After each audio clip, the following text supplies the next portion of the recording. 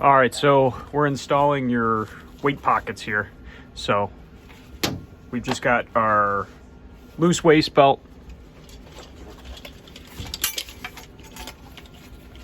and we've got our shoulder strap assembly.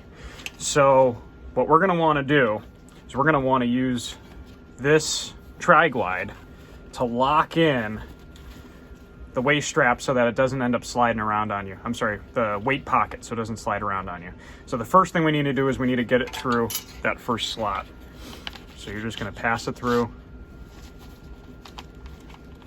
pull up, and get it to just a few inches off the side of the back plate. Then you can grab your shoulder assembly,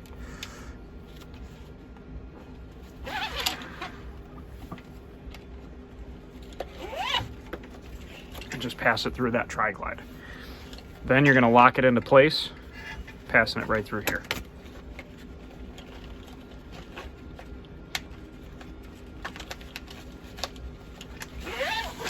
Okay, so that side's pretty easy.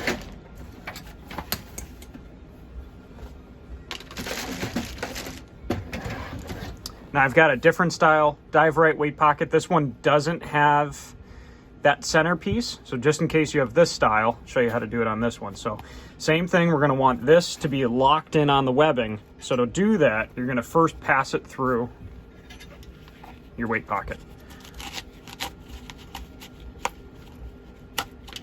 And you're just gonna pull it and lock it all the way back. And then with our shoulder assembly again, just passing it through that tri-glide. Like so. So you can kind of see weight pockets are fixed to the back. So then we need to add the rest of our hardware. So we've got a D-ring that's gonna go here. And so the way you do D-rings is you take your tri-glide, you go up through the tri-glide, and then you take your D-ring and you pass it through. So what's gonna end up happening here, you're going to have it looking like this. And then as you pull it tight, it's going to lock the D-ring in place. So of course you can move this around wherever you want. So we'll do the same thing on the other side. Take our tri-glide, go through the first opening, take our D-ring,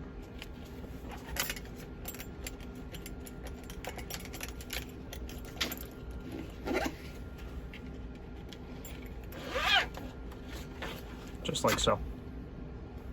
And then on our left side of the plate, that left waist strap, we're gonna put on our belt buckle. So with putting on our belt buckle, before I get ahead of myself here, we're gonna put on our little hose retainer guys. So these are just little pieces of inner tube, and what they do is they allow you to seat the excess under the inner tube, so you don't have a big floppy section of webbing. So I'm just gonna put those right there. Okay, so back to the belt buckle. So you've got all these different little notches here, and there's more than one way to do the belt buckle, but I'm gonna show you the way that I've always done it. So I'm going down into the large opening,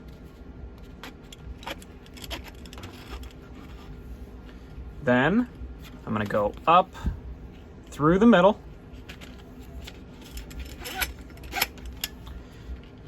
down through the top, or the closest on the inside. So it's gonna look like that. And then, once I've determined that this is the right placement, so get into the harness, make sure it's right where you want it, right in the center of your body, then you can go ahead and push the excess through here. And then we can tuck it behind those inner tubes, or you can trim it off.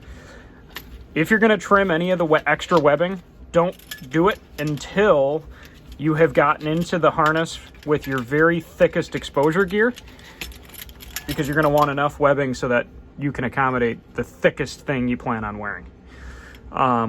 When you're trimming the excess, the trick is to take a real sharp pair of scissors, just chop it off right at the top of the shoulder pad here, and just burn it with a lighter. Burn that end so you don't get any fraying like you have up here. Okay? You can adjust your top D-rings. These you want just a little bit above the nipple line. And then with the sternum strap, you know, and the chest strap, this gets adjusted by tightening or loosening how much excess we have. But chest strap should be, you know, right comfortably at the chest area. If you need help adjusting that, let me know and I can walk you through it. But yeah, that's how we get those guys going. And while I'm at it, since I have to remove all this stuff anyway, I'm just going to show you how I would do the pockets if I was doing them horizontally. So I'm just going to kind of do stuff in reverse here. Take off the belt buckle.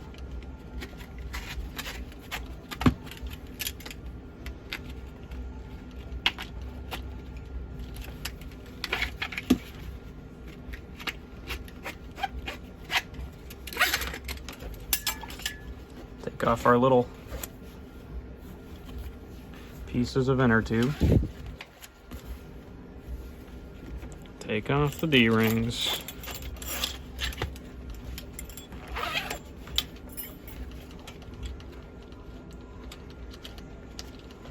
And the shoulder assembly. Okay, so now we're left with the weight pocket. So if I wanted to run the Dive Rite weight pockets sideways, I'm going to start by putting it through the tri-glide. This is going to lock it into place so you can have it so it won't move on you.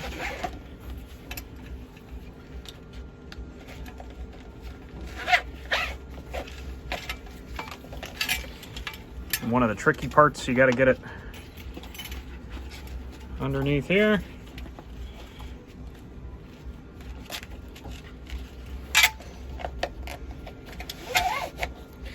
Then you go ahead and you lock it in using our transition plate for the shoulders.